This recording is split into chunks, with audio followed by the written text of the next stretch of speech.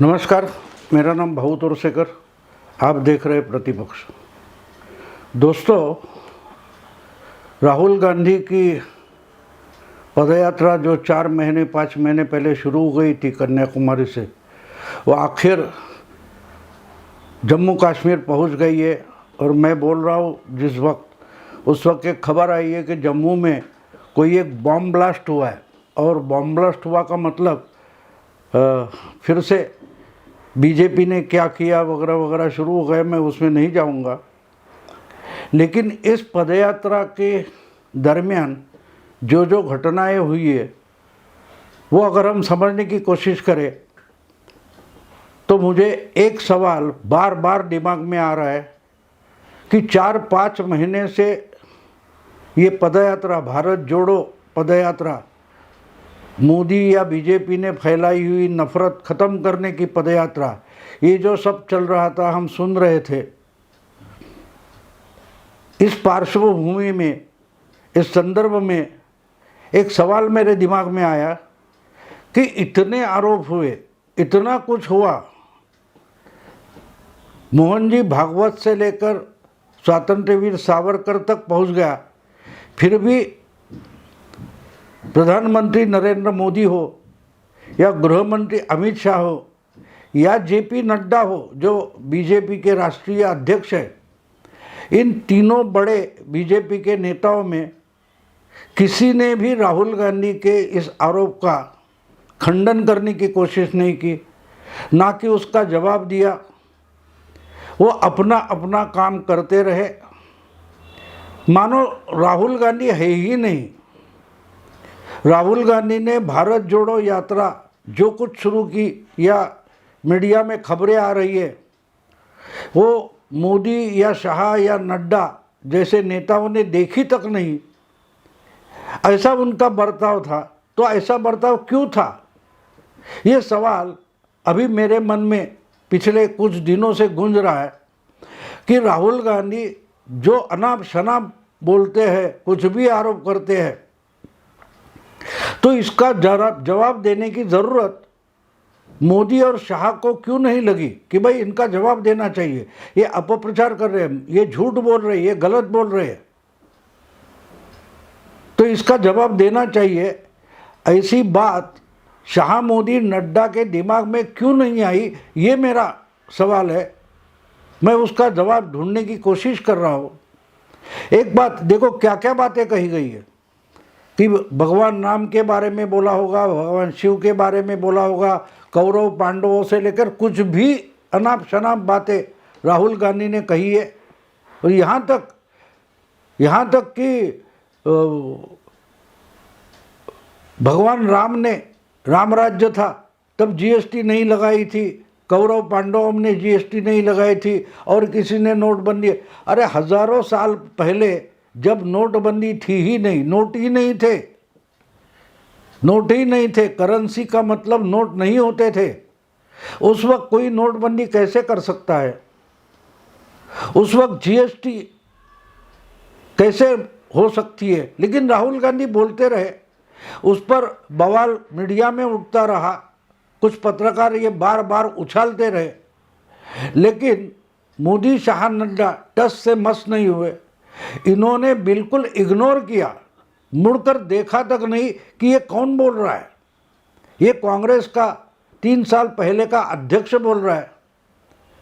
2014 हो या 2019 हो, जो मोदी जी के खिलाफ प्रधानमंत्री पद का उम्मीदवार बन के सामने आया था या लाया गया था, बहुत सारे छोटे मोटे विरोधी दल उनके साथ जुड़ गए थे, फिर भी हार गए थे।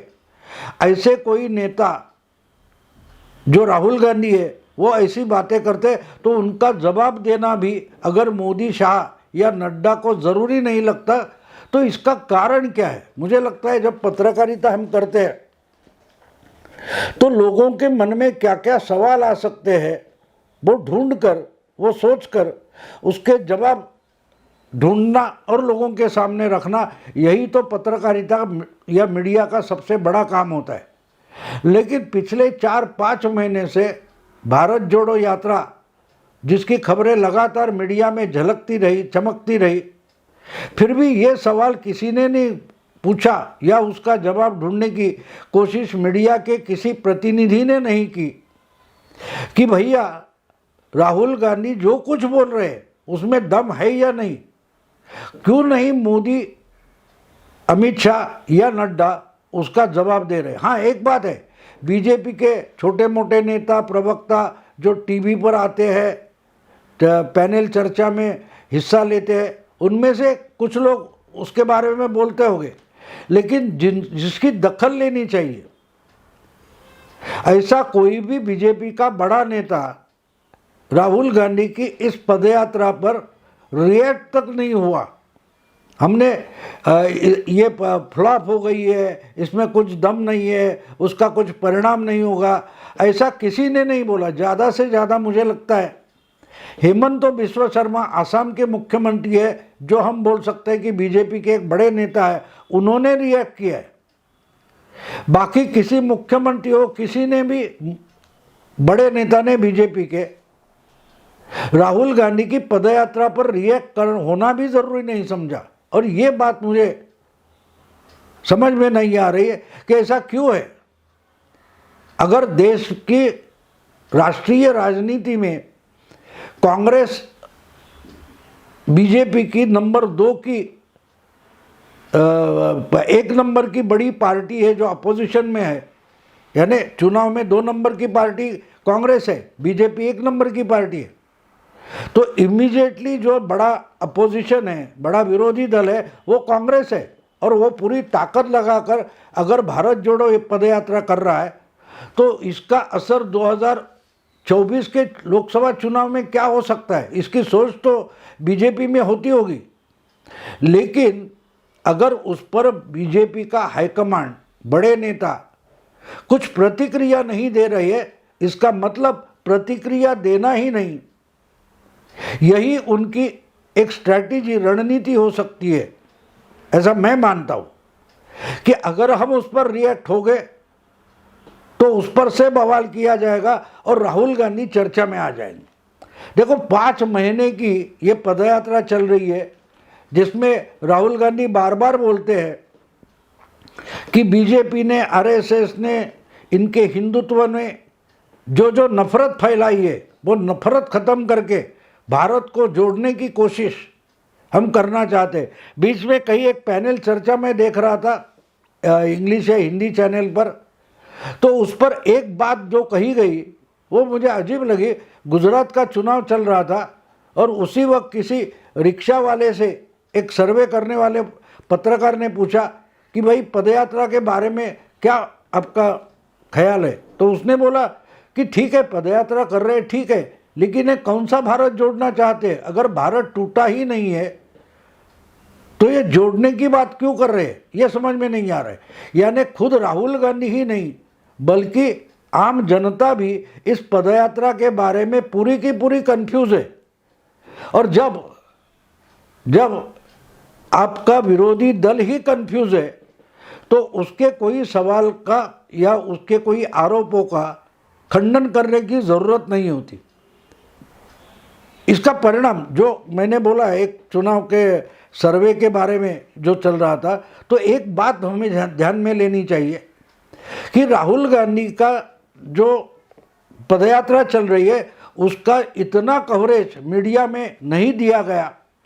ऐसी तकरार खुद जयराम रमेश ने एक खुले प्रेस कॉन्फ्रेंस में कर दी थी। शायद दिल्ली या हरियाणा में या कहीं प्रेस कॉन्फ्रेंस चल रही थी पदयात्रा के दरमियान, तो राहुल गांधी के साथ साथ रहे एक बड़े नेता है आज के कांग्रेस के, जयराम रमेश, उन्होंने बोला कि अरे कम से कम कवर तो करो, आपने ढक लिया, आपने दिखाया नहीं, इसका मतलब पदयात्रा का कोई असर होगा नहीं। ऐसी तो बात बिल्कुल नहीं, असर तो हो रहा है और होगा भी।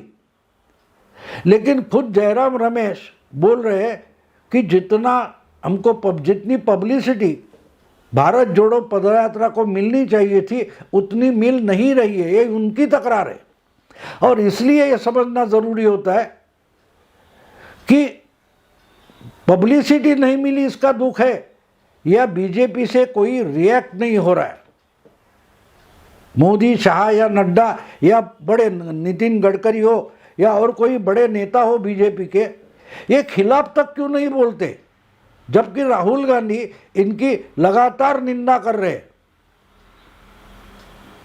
तो उस निंदा का जवाब देना तो छोड़ो, कम से कम उल्टा हमला तो कर दो, लेकिन नहीं कर रहे। हाँ, छोटे छोटे प्रवक्ता जो है पार्टी के, जो चैनल पर चर्चा करते हैं, उनकी तरफ से कुछ ना कुछ रिएक्शन आती है, लेकिन वो मजाक उड़ाते हैं। प्रवक्ता जो बीजेपी के हैं, ये राहुल गांधी के प्रयास की और पदयात्रा की मजाक उड़ाते हैं, क्योंकि जो मुद्दे कांग्रेस के प्रवक्ता उपस्थित करते, सामने लाते हैं, उसमें कोई दम नहीं होता और इसलिए उसका मजाक उड़ाया जाता है। इसलिए मीडिया में भी पदयात्रा की जो भी चर्चा हुई वो एक मजाक बन गई।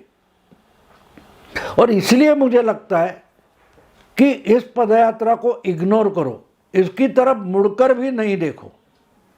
यही बीजेपी की या मोदी शाह की स्ट्रेटेजी बनी है कि अगर हम इनको रिकॉग्नाइज, देखो हम उनको जवाब देते, इसका मतलब उनको रिकॉग्नाइज करते कि हाँ पदयात्रा चल रही है और पदयात्रा का कुछ ना कुछ जनमानस पर प्रभाव हो रहा है, इम्पैक्ट हो रहा है। जब आप रिएक्ट होते हैं, इसका मतलब आप मानते हैं कि पदयात्रा का कोई प्रभाव पड़ रहा है, इम्पैक्ट हो रहा है। अगर आप उस तरफ मुड़कर भी नहीं देखते तो मतलब ये होता है कि इसका इम्पैक्ट नहीं है। और जानबूझकर, आपको याद होगा जब ये पदयात्रा 2 महीने 3 महीने पहले महाराष्ट्र में आई थी तो जानबूझकर राहुल गांधी ने स्वातंत्र्यवीर सावरकर के खिलाफ बात छेड़ी थी। उस पर लोकल लेवल पर या बीजेपी के प्रवक्ताओं ने नेशनल लेवल पर उन पर उल्टा वार किया था, हमला किया था, लेकिन बस वहीं तक वो विरोध हमला रुक गया। लेकिन टॉप लेवल के जो बीजेपी के नेता है वो कोई नहीं। तो इसको इसलिए मैं स्ट्रैटेजी मानता हूँ कि राहुल गांधी हमारे सामने लड़ाई में खड़े तक नहीं है, ऐसे बताने का एक ये तरीका होता है, इसको स्ट्रैटेजी बोलते हैं। एक बात है कि कांग्रेस 2 नंबर की पार्टी है, 10 करोड़ से ज़्यादा उसको वोट मिले, सीटें कितनी मिली छोड़ दो, लेकिन बीजेपी के जो कुछ 20 करोड़ से ज़्यादा वोटर है तो उससे आधे से कम 40-35% तो कांग्रेस के पास भी वोट है। तो कांग्रेस छोटी पार्टी नहीं होती, थोड़ी ताकत लगा दे तो ये 10 करोड़ से आगे चलकर 15-16 करोड़ हो सकते हैं और 15-16 करोड़ से बीजेपी को बड़ा धक्का लग सकता है। तो इसलिए जो उनका है वो कम होना चाहिए कांग्रेस का। लेकिन अगर हम इनको इग्नोर करते तो लोग भी बोलेंगे ये तो सामने जिनके साथ लड़ना चाहते, ये मोदी या शाह हो या बीजेपी हो, ये अगर मुड़कर भी राहुल गांधी की पदयात्रा की तरफ देखना नहीं चाहती, इसका मतलब बीजेपी को, कांग्रेस को धोखा ही नहीं लग रहा है। ये चैलेंज नहीं मानती बीजेपी, ऐसा एक आभास पैदा हो जाता है। और बीजेपी को वो आभास पैदा करना है कि हम राहुल गांधी से नहीं डरते, उनकी पदयात्रा से नहीं डरते, क्योंकि इसका कुछ भी इम्पैक्ट होने वाला नहीं है। एक बात तो है कि एक दिन के लिए गुजरात चुनाव में राहुल गांधी गए भी थे, फिर भी कांग्रेस का नुकसान हुआ। हिमाचल में राहुल गांधी गए भी नहीं थे तो कांग्रेस को फायदा भी हुआ है। तो राहुल गांधी की, और तीसरी बात, उसी वक्त अक्टूबर नवंबर में तेलंगाना से जब ये पदयात्रा गुजर रही थी तो जहाँ से राहुल गांधी की पदयात्रा गुजरी वहाँ एक उपचुनाव होने वाला था और उस उपचुनाव में कांग्रेस तीसरे नंबर पर चली गई। 4 साल पहले जो जगह, जो चुनाव क्षेत्र कांग्रेस ने जीता था, वहाँ कांग्रेस सिर्फ हारी नहीं, तीसरे नंबर पर चली गई। उसका कहते हैं कि उसका डिपॉजिट तक जब्त हो गया। तो इस ढंग से अगर पदयात्रा का प्रभाव चल रहा है तो उसे और निष्प्रभ करने के लिए, प्रभावहीन करने के लिए उनको इग्नोर करो। यही शायद बीजेपी की मुझे एक स्ट्रैटेजी लगती है। तो एक तरीके से हम बोल सकते हैं कि राहुल गांधी की इस पदयात्रा से मोदी शायद डरे हुए और इसलिए वो चुप है, ना कुछ बोलते हैं, ना कुछ रिएक्ट करते, ना कुछ आरोपों का जवाब देते हैं, ना उल्टे आरोप करते। दोस्तों, राजनीति में स्ट्रैटेजी बड़ी इंपॉर्टेंट होती है। आपकी ताकत कितनी है वो बात नहीं है, आपकी ताकत आप किस ढंग से इस्तेमाल करते हैं लड़ाई में, इसको बड़ा महत्व होता है। आप अगर आपके सामने दुश्मन खड़ा है, तलवार तोप लगाकर चिल्ला चिल्ला कर बोल रहा है और आप हिल तक नहीं रहे, तो दुश्मन के मन में भी शक पैदा हो जाता है कि यह हमसे डरा नहीं है, कि ये इग्नोरेंट है, ये दुर्लक्ष्य कर रहा है, ना कि हमारे तरफ मुड़कर देख रहा है, तो ये हमसे डरा नहीं है या ये कुछ भ्रम में है। तो एक कन्फ्यूजन आ जाता है और कांग्रेस के और कांग्रेस वर्कर्स के और आम जनता के मन में राहुल गांधी की पदयात्रा और कांग्रेस की राजनीति, इसके बारे में कन्फ्यूजन पैदा हो। इसीलिए शायद मुझे लगता है बीजेपी ने राहुल गांधी की पूरी पदयात्रा जो है वो इग्नोर की है। प्रवक्ता वगैरह बोलने की बात छोड़ो, लेकिन कांग्रेस का एक भी बड़ा नेता, मैं मानता हूँ बीजेपी का एक भी बड़ा नेता जिसको आप हाईकमांड या हाईकमांड के नज़दीकी मानते, अर्थमंत्री निर्मला सीतारामन हो, नितिन गडकरी हो, या हमारे देवेंद्र फडणवीस महाराष्ट्र के हो, ऐसा कोई बड़ा नेता हमें दिखाई नहीं देता कि जिसने राहुल गांधी के पदयात्रा के बारे में रिएक्शन दिए। यही तो राजनीति होती है दोस्तों। हर बार राजनीति में तलवार निकालकर लड़ने की जरूरत नहीं होती। आप अपनी नज़र से, अपने हाव भाव से भी अपने दुश्मन को हरा सकते हो, डरा सकते हो। और इसलिए मोदी जी बोल नहीं रहे, और ये तो राहुल गांधी भी बोलते, मोदी जी इस पर नहीं बोलते, उस पर नहीं बोलते, लेकिन राहुल गांधी की किसी भी आक्षेप पर मोदी जी रिएक्ट ही नहीं होते। और इसलिए मुझे बड़ी स्ट्रैटेजी लगती है, जितने जल्दी कांग्रेस ये समझ ले और ग्रासरूट लेवल से अगले चुनाव की तैयारी करे, तो ही कांग्रेस सर्वाइव होगी। नहीं तो 2019 से भी बुरी तरीके से कांग्रेस हारेगी, क्योंकि कांग्रेस के बारे में अब बाकी जो छोटे मोटे विरोधी दल है, रीजनल पार्टियां है, वो भी आशंकित है। इसलिए शिवसेना जैसा कोई एक छोड़कर, या फारूक अब्दुल्ला जैसा कोई कश्मीर का कोई छोड़कर, बाकी सब रीजनल पार्टी, अपोजिशन पार्टी, बिगर बीजेपी पार्टियां राहुल गांधी की पदयात्रा से दूर रही है। इसलिए हमें समझना ज़रूरी है कि नड्डा हो, अमित शाह हो या प्रधानमंत्री हो, राहुल गांधी की पदयात्रा के बारे में इतनी चुप्पी क्यों साधे हुए। दोस्तों, अगर ये वीडियो आपको पसंद आए तो लाइक कीजिए, शेयर कीजिए और सब्सक्राइब कीजिए। नमस्कार।